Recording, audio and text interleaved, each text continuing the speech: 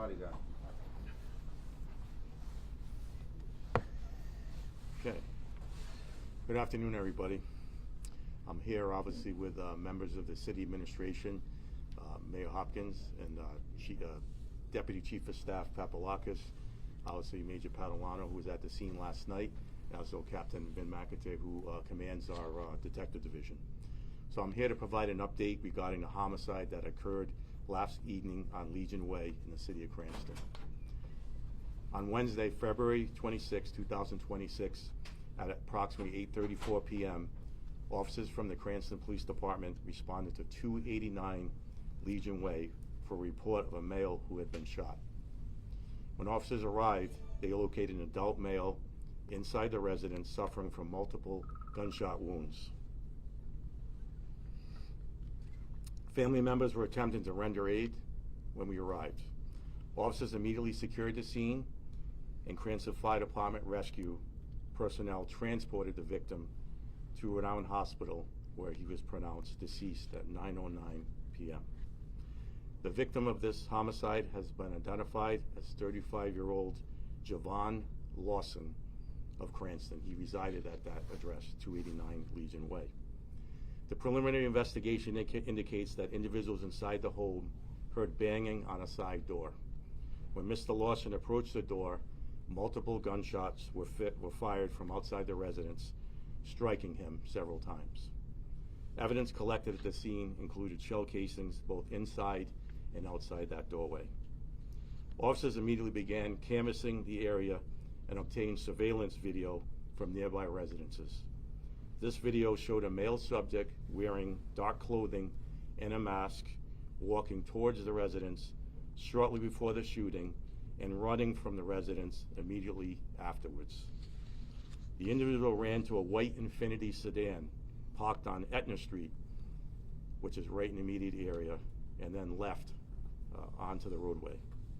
A flock license plate reader captured the vehicle traveling northbound on Route 10 from Reservoir Avenue shortly after the incident, and later in Fall River and Westport, Massachusetts. The vehicle is registered to a 28-year-old Dimitri Souza of Seekonk, Massachusetts. Through witness interviews and further investigation, Mr. Souza was developed as the primary suspect in this murder. Investigators learned of a prior dispute between Mr. Souza and Mr. Lawson involving a mutual female acquaintance. At approximately 12:45 a.m., Mr. Souza was taken into custody by the Massachusetts authorities following a motor vehicle crash in the town of Swansea, Massachusetts, which tragically resulted in 2 fatalities.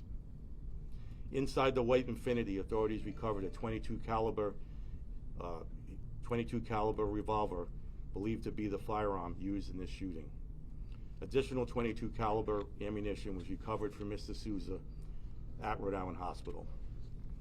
Based on this investigation, the Cranston Police Department obtained a court-authorized arrest warrant charging Demetrius Souza with murder, using a firearm while committing a crime of violence, carrying a pistol without a license.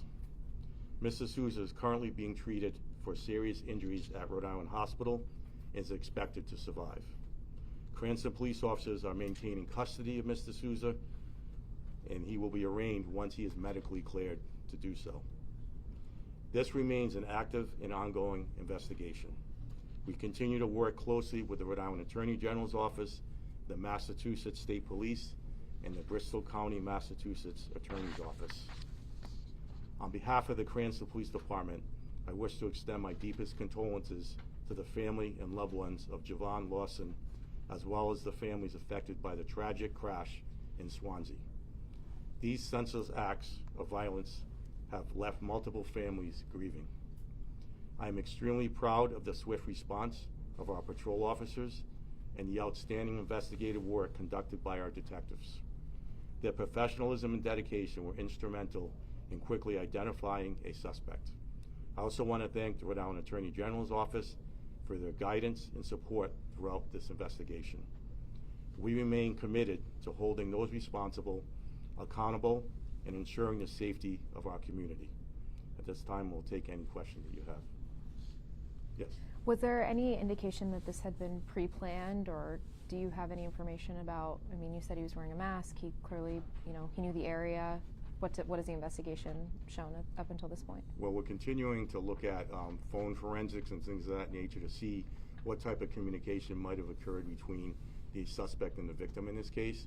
We do know there was a dispute earlier on in the week over this female acquaintance, and we believe that that was what stemmed this incident to occur. But we're not sure, to what degree it was planned and how far in advance it might have been planned. And then follow up on the female acquaintance, do you have any indication that that was a girlfriend or a romantic partner of either the suspect or the victim? The girlfriend is the girlfriend of the victim, and it's my understanding that the suspect might have worked with this individual, the suspect, and had some feelings towards her, and it caused obviously conflict between the two men that were involved. Would you qualify it, or are you looking at it as a domestic violence situation? Not at this time, no. Is there any indication that that female was involved in this crime whatsoever or knew about it? There's no indication at this point in the investigation that she was involved. She was inside the residence when this occurred.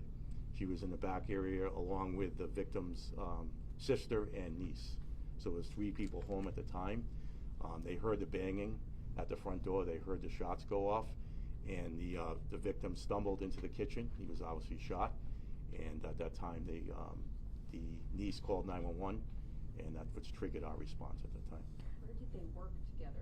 Can you share that? It was a phone store. I don't know exactly, a T-Mobile Boost store, and she's had this boyfriend for a long time, the one that's deceased, and this other individual was attracted to her, and we believe that was what caused this conflict between the two. Do you have her age, your girlfriend's age? I do not have the age. Had the suspect encountered law enforcement before? Was he on your radar in any capacity? He has no criminal history, and we've never had any contact with him. You're going to continue encourage the resident to provide video from the security camera, and what about the flow camera system to help you resolve a lot of crimes here in the city of Cranston? Yes, thank you for the question. So the patrol officers, I want to commend them, because last night they really did a great job immediately canvassing the neighborhood and coming up with video, and we were able to capture a lot of key critical information in a timely manner, and that information led us to put the description of the vehicle into the flock system, and we immediately knew a minute later it pinged off a flock camera in close proximity to where the murder occurred. We'll continue to use that system. I know how many times they've been up here that we talk about how flock played a role in these investigations, and I can only encourage other communities to look and invest in the technology, because the bottom line, it works, and I do believe it saves lives, and we've seen that firsthand here in the city of Cranston. How were community members notified that there was a suspect on the loose? Was it a text message, phone calls? Was it just word of mouth? We used the Code Red system. So this system is like a reverse 911 system. Mm-hmm. So we're able to draw a map, circle area, a radius around where the homicide happened, and that was put out. We put out a basically shelter in place, and alerted the public about that, and to give us any information that they might have that would be helpful in this investigation. We are asking people to still check their video cameras systems, and to provide any video they can to the Cranston Police Department. How wide was the radius, or how big was the radius? I think it was probably 3 or 4 miles at least. Because we thought he was on foot at the time. That was what information we had. As soon as we realized that we had a video doorbell camera that we knew he got into a vehicle, at that point we felt comfortable lifting the shelter in place order. We talked to some residents earlier who lived closer than a 3 or 4 mile radius and said that they didn't get an emergency notification. Is there a reason that they may not have, or what? So we use a system called Crisis 24, and it's a third-party vendor. It's a newer system that is replacing an older system that is provided through the state. My understanding is some people sign up to receive these messages, and they also purchase reverse 911 data. Phone numbers, cell phones, things of that nature. But we are aware that some people might have not gotten it, and it's something that we're going to look at to see if there's a system that we can procure here in the city that does a better job. But we did our best to notify, and it was pretty quick that we knew that the person was out of the area, but we did it as a precaution. Did the suspect answer questions at the hospital? Is he in a state to be able to communicate with you guys, or? No, he's not in any state. He's undergoing surgeries. He's unconscious. He's got, you know, broken femur, several broken bones. So he's got serious injuries, but it looks like he's going to survive. So you will interview him once he is in We'll a more attempt, stable I- condition? I'm assuming, you know, he may, you know, have an attorney, and he may not speak to us, but we will attempt that if we can. That surveillance video of him in the mask in the neighborhood, or that flock camera video, is any of that going to be able to be released to us? We will have to discuss that with the Attorney General's office. Obviously, it's part of the investigation. This investigation is far from over. Yes, we have somebody in custody, but there's a lot of work that goes on after an arrest is made, and we do not want to compromise the case or a grand jury or anything like that. So we'll speak to the Attorney General's office, take their advice, and if they don't feel it will compromise the case, then we would consider doing that. Yeah, and I know, you know, he went through multiple jurisdictions after leaving Cranston. Could you share any information about where he was going? Was he trying to avoid police? Any idea what he was doing after the? We don't know. All we know is that about a half an hour after the shooting, he was in the Fall River area, and then he was in the Westport area. That's part of the investigation to see if he stopped anywhere. You know, we're going to look at, you know, all the information, obviously with cell phone technology and things of that nature. Vehicles have systems in them now that we can look at. His vehicle might have been a little bit older, so I'm not sure if we'll have that ability, but that's part of our investigation. But at this time, we do not know what the connection was. He did live in Seekonk, Massachusetts, so when he fled from the Massachusetts State Police, he was initially going, westbound on 195. At some point, he was able to exit the highway and go back and go in the opposite direction, and he went 195 eastbound. My understanding is they might have lost sight of him at some point. He got off at the exit near Cardi's Furniture, which is Route 6 and Route 136, and he was traveling at a very high rate of speed, is what we're told.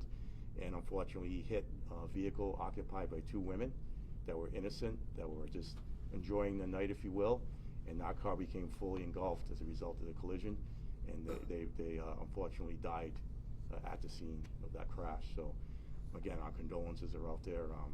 You know, 3 people lives were lost last night and early this morning, and it's just it's senseless. It's a senseless act of violence. That's how we look at it. Any other questions? That's probably his charges. Yeah, so the major reminded me, so Massachusetts State Police, we're coordinating very closely with them. They're probably going to have a number of charges, probably vehicular manslaughter and some other charges. So right now he's in our custody, so you know he'll have to go through the legal process with us first. But I'm sure at some point warrants and extradition and things like that will take place. But he'll probably be in our custody here in Rhode Island for a long time. Do you know the time that they initially engaged in a pursuit with him?